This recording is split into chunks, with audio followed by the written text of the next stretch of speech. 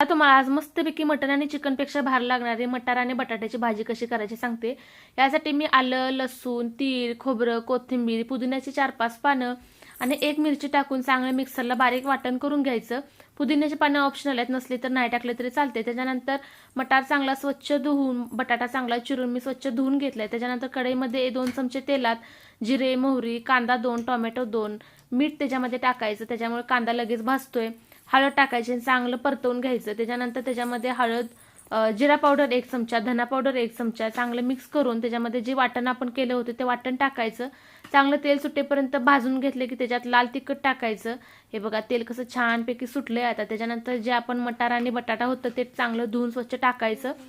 त्याच्यानंतर 1 वाटी पाणी टाकून चांगलं 10 मिनिट शिजवून घ्यायचं, 10 ते 15 मिनिट। आणि आपल्याला पातळ जसं हवं तसं ग्रेव्ही करून घ्यायची। बघा कसला छान रंग आलाय बघा।